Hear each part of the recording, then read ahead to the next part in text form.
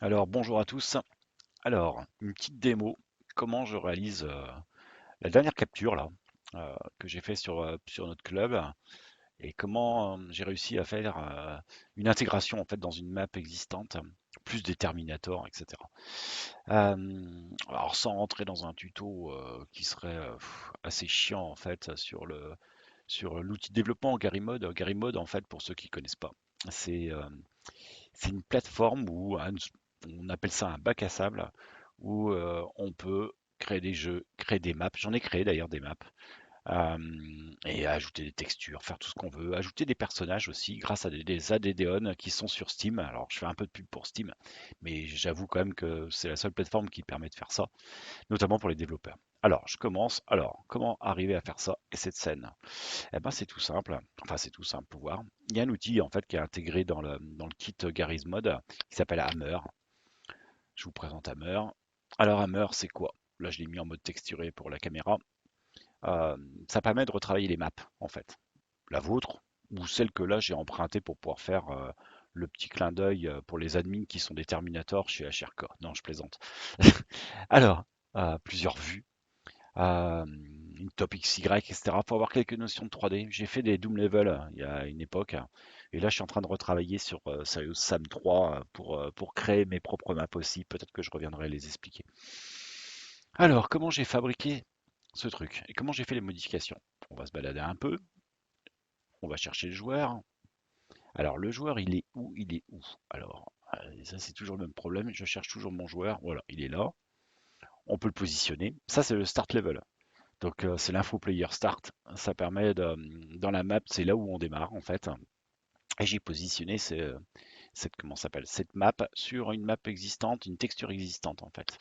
Si je clique dedans d'ailleurs, on va la retrouver. Il suffit que je me débrouille pas trop mal. Je me débrouille pas trop mal, mais de rien. Pour faire la démo, c'est moins simple. Mais bon, si je prends ça par exemple et que je veux faire un replace dessus, eh ben, cet outil permet de faire un certain nombre de choses et d'appliquer d'autres textures, hein. Par exemple, comme ça, je peux cliquer là-dessus, je peux faire ça. Et puis, par exemple, bah tiens, un club que j'aime bien. Je vais pas faire de pub, mais bon, c'est un club que j'aime bien quand même. Je vais mettre par exemple Betty, Amphi, etc. Je peux changer exactement ce que je veux sur les textures que j'ai choisies en fait. Jusque-là, tout va bien. Et puis le positionnement, tout se fait en 3D. Si je reviens, alors, comment je pourrais faire une petite démo? Euh, Alors, je vais faire un replace. Je vais prendre une texture, une vache, tiens, pourquoi pas.